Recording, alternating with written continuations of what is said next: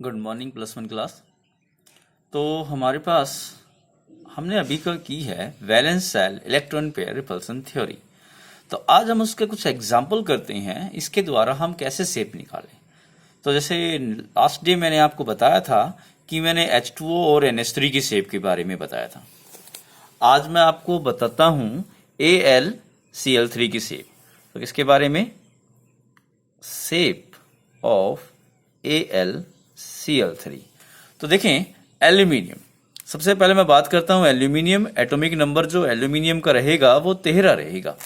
Aluminium का atomic number 13 के हिसाब से इसका कॉन्फ़िगरेशन बनेगा, वो बनेगा 1s2 2s2 2p, यहां पर 6 3s2 एंड 3p, यहां पर हो गया है ये 10 हो गए, 2 12 और 1 ये बन गया। तो यहां पर AlCl3 की जो शेप है वो अंतिम सेल के हिसाब से होगी। देखिए इसके अंतिम सेल देखते हैं, ये हमारे पास 3s है। 3s के अंदर देखो इलेक्ट्रॉन कितने हैं, 2 है। This is the 3s। और इसके बाद आता है 3p, ये हमारे पास 3p है। 3p में इलेक्ट्रॉन कितने हैं, 1 है। ये होगी इसकी ग्राउंड स्टेट। अब यहां पर इसने 3 Cl को जोड़ना है तो इसके पास 3 फ्री इलेक्ट्रॉन होने चाहिए, तो ये जाएगा एक्साइटेड स्टेट में। एक्साइटेड स्टेट में इसका कॉन्फ़िगरेशन हमारे पास रहेगा सिंगल, और यहां पर रहेंगे ये 1 एंड 1। अब देखिए यहां पर इसके अंदर जब क्लोरीन आएगा तो एक क्लोरीन आकर अपना इलेक्ट्रॉन यहां देगा, दूसरा क्लोरीन यहां बॉन्डिंग बनाएगा, तीसरा क्लोरीन यहां बॉन्डिंग बनाएगा। तो इस केस में देखें कि हमारे पास लोन पेयर की संख्या 0 हो गई है, लोन पेयर बराबर आए 0, बॉन्ड पेयर हो गए हैं 3। तो बॉन्ड पेयर हो गए हैं 3। हमने 3 के लिए क्या बताया था, 3 के लिए जो हमारे पास शेप रहती है वो ट्रायंगल बनेगी। ये बन गया हमारे पास ट्रायंगल। सेंटर में कौन होगा, Al, यहां पर कौन होगा, Cl, Cl और Cl। और एक ट्रायंगल के यहां पर जो बॉन्ड एंगल आएगा वो आएगा 120 डिग्री बॉन्ड एंगल आएगा। तो ये ट्रायंगुलर शेप हो गई है AlCl3 की। इसी प्रकार हम बात करें BF3 की। इसी प्रकार shape of BF3, boron aluminium family से बिलोंग करता है, या फिर हम बात कर सकते हैं और BCl3, BF3 कह लें चाहे BCl3 कह लें, इसकी जो शेप रहेगी वो इसी प्रकार रहेगी। जैसे कि एग्जाम्पल लेते हैं बोरोन। बोरोन का एटॉमिक नंबर होता है 5। 5 एटॉमिक नंबर के हिसाब से इसका कॉन्फ़िगरेशन बनेगा 1s2 2s2 2p1। अंतिम सेल देखें तो ये हो गया 2s 1 एंड 2, ये हो गया है 2p 1, सॉरी ये नहीं आएगा, ये हो गया ग्राउंड स्टेट में। एक्साइटेड स्टेट की बात करें तो ये इलेक्ट्रॉन जंप होकर यहां जाएगा, तो यहां आया 1 इलेक्ट्रॉन, और इसमें P में चले गए हैं 1 2। ये ग्राउंड स्टेट किसका इलेक्ट्रॉनिक कॉन्फ़िगरेशन के अनुसार यहां से इलेक्ट्रॉन जंप करके इधर जाएगा, जब इसे एनर्जी देंगे तो ये बन जाएगा हमारे पास में। अब इसके साथ देखिए या तो 3 फ्लोरीन या 3 क्लोरीन जुड़ेंगे तो सिंगल सिंगल इलेक्ट्रॉन देंगे, 1 2 3। 3 फ्लोरीन जुड़ गया, 1 फ्लोरीन 2 फ्लोरीन और 3 फ्लोरीन। तो देखो दोनों केस में देखें लोन पेयर तो है नहीं, लोन पेयर की संख्या 0, बॉन्ड पेयर की संख्या हो गई है 3। तो बॉन्ड पेयर की संख्या 3, तो उसी प्रकार 3 पॉइंट के लिए हमारे पास क्या आना था, ट्रायंगल। कैसी शेप आनी थी, ट्रायंगुलर शेप के लिए, जहां पर बोरोन कहाँ होगा, सेंटर में होगा, और यहां पर ची फ्लोरीन लगाओ ची क्लोरीन लगाओ, वही सेम बॉन्ड एंगल कितना रहेगा, 120 डिग्री बॉन्ड एंगल रहेगा हमारे पास में। तो ये हमारे पास शेप थी BF3 या फिर BCl3 की शेप हो गई है। तो इसके बाद हम बात करते हैं जैसे कि शेप ऑफ CH4 की हम बात करें। CH4 की शेप बात करें तो यहां पर कार्बन को लेते हैं। कार्बन का एटॉमिक नंबर जो होगा हमारे पास में, कार्बन एटॉमिक नंबर 6 के हिसाब से आएगा 1s2 2s2 2p2। अंतिम सेल का प्रयोग करेंगे यहां पर। तो देखिए कार्बन की जो अंतिम सेल होगी यहां 1 2, और ये P आ गया 1 एंड 1। देखिए ये है 2s और ये है 2p, ये ग्राउंड स्टेट।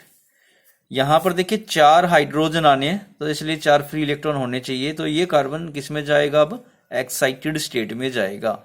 एक्साइटेड स्टेट में ये जो पेयरिंग इलेक्ट्रॉन है वो यहाँ आ जाएगा, एक इलेक्ट्रॉन रह गया यहाँ, और जो दूसरा इलेक्ट्रॉन था वो जंप करके ये पहले से ही थे यहाँ पर आ गए हैं। 4 फ्री इलेक्ट्रॉन मिल गए हैं हमें।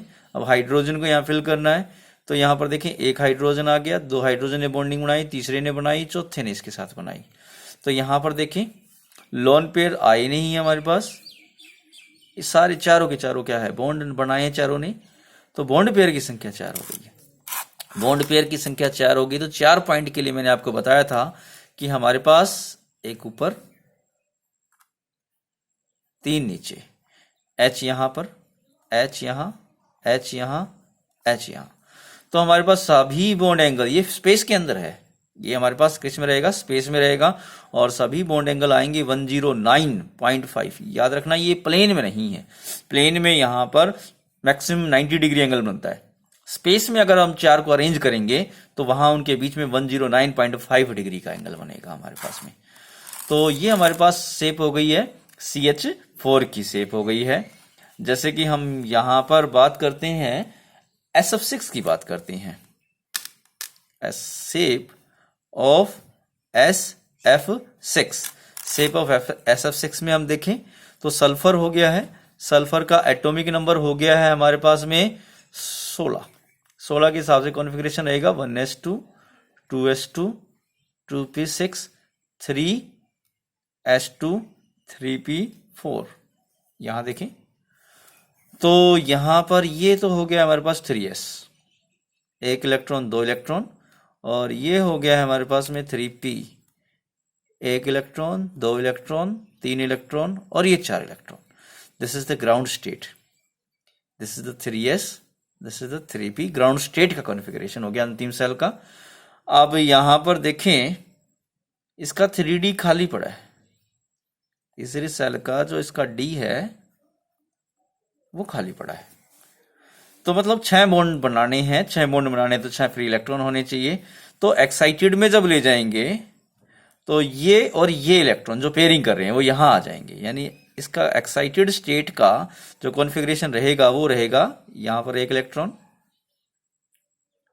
1 1 1, और डी के अंदर यहां पर 1 एंड 1, 1 2 3 4 5 6। अब फ्लोरीन जुड़े हैं तो एक फ्लोरीन यहां आके जुड़ेगा, एक यहां, एक यहां, एक यहां, एक यहां, एक यहां, टोटल बन गए 6। तो हमारे पास लोन पेयर की संख्या है 0 और बॉन्ड पेयर की संख्या है 6। टोटल संख्या हो गई दोनों की मिलाकर 6। तो हमारे पास 6 के लिए हमारे पास आना था 4, तो एक प्लेन में आने थे, एक प्लेन से ऊपर रहना था, एक प्लेन से नीचे रहना था। सेंटर में कौन रहेगा, सल्फर, और यहां पर रहेंगे ये fluorine, fluorine, fluorine, fluorine, fluorine और फ्लोरीन। सभी बॉन्ड एंगल जो होंगे वो होंगे 90 90। सभी बॉन्ड एंगल हमारे पास, जो हमारे पास प्लेनर बॉन्ड एंगल रहेंगे वो भी 90 के रहेंगे, और हमारे पास एक्सियल एंगल रहेंगे वो भी हमारे पास किस में रहेंगे, 90 डिग्री। और सभी SF बॉन्ड लेंथ क्या होगी, बराबर रहेगी हमारे पास इस केस में। तो चलो हमारे पास अगला केस हम यहां पर बात करते हैं। इसके बाद हमारे पास जाता है, हम PCl3 की बात करते हैं। चलो नेक्स्ट शेप हम बात कर रहे हैं शेप ऑफ PCl3। फॉस्फोरस का एटॉमिक नंबर देखें कितना होता है, 15। 15 के हिसाब से आएगा 1s2 2s2 2p6 3s2 3p3। Nitrogen family से बिलोंग करता है। तो 3s में हम देखें 2 इलेक्ट्रॉन 3s के आ है, और यहां पर देखें 1 2 3, 3p में यहां पर इलेक्ट्रॉन है 3। यह है ग्राउंड स्टेट। 3 यहां PCl3 की बात कर रहे हैं तो 3 क्लोरीन जोड़ने हैं, तो 3 क्लोरीन डायरेक्ट जुड़ जाएंगे, 1 2 3। यहां पर देखिए लोन पेयर, ये लोन पेयर मिला है, और बॉन्ड पेयर मिले हैं हमें 3, एक लोन पेयर 3 बॉन्ड पेयर, तो टोटल हमारे हो गए 4। 4 पॉइंट के लिए हमारे पास शेप आनी थी ये हो गया हमारे पास फॉस्फोरस। फॉस्फोरस का एक लोन पेयर, चलो लोन पेयर ले लिया मैंने ऊपर। लोन पेयर बॉन्ड पेयर को रिपल करेगा तो ज्यादा नीचे से मोड़ देगा, Cl Cl और Cl। यहां पर हमारे पास लोन पेयर ने बॉन्ड पेयर को नीचे मोड़ दिया, तो यहां पर जो बॉन्ड एंगल बनेगा वो 107.5 से लेस मिलेगा हमारे पास, क्योंकि क्लोरीन का साइज बड़ा होता है, यहाँ पर बॉन्ड एंगल कम मिलेगा। तो चलो हम बात करते हैं आगे शेप ऑफ PCl5। PCl5 की शेप कैसे आएगी? तो सेम हमारे पास फॉस्फोरस का कॉन्फ़िगरेशन सेम उसी प्रकार है, और इसका ग्राउंड स्टेट कॉन्फ़िगरेशन रहेगा अंतिम सेल का ये 3s, और यहां पर आ गया है हमारे पास में 1 2 3, दिस इज द 3p। ये 3s और 3p का कॉन्फ़िगरेशन ग्राउंड स्टेट का। अब हमें 5 क्लोरीन जोड़ने हैं, यहां 3 जोड़ सकते हैं, इससे नहीं जोड़ सकते हैं तो इसे एक्साइटेड स्टेट में ले जाएंगे। यहां पर d इसका खाली है 3d, एक ये खाली पड़ा है 3d, 5 ऑर्बिटल होंगे इसमें। तो इस इलेक्ट्रॉन को जंप करा के यहां ले जाते हैं एक्साइटेड स्टेट में। यहां रह गया एक इलेक्ट्रॉन, यहां ये 3 के 3 ही है, 1 2 3, और यहां देखें ये d के 5 ऑर्बिटल थे, इन 5 में एक इलेक्ट्रॉन आ चुका है। अब यहां पर एक क्लोरीन आके जुड़ेगा, यहां दूसरा, तीसरा, चौथा और पांचवा, 5 क्लोरीन यहां पर जुड़ चुके हैं। तो इसके हिसाब से हम देखें तो इसमें हमारे पास जो 5 पॉइंट प्राप्त हुए हैं, लोन पेयर की संख्या हो गई है 0 और बॉन्ड पेयर की संख्या हो गई है 5। पांचों ने बॉन्ड बनाए हैं यहाँ पर।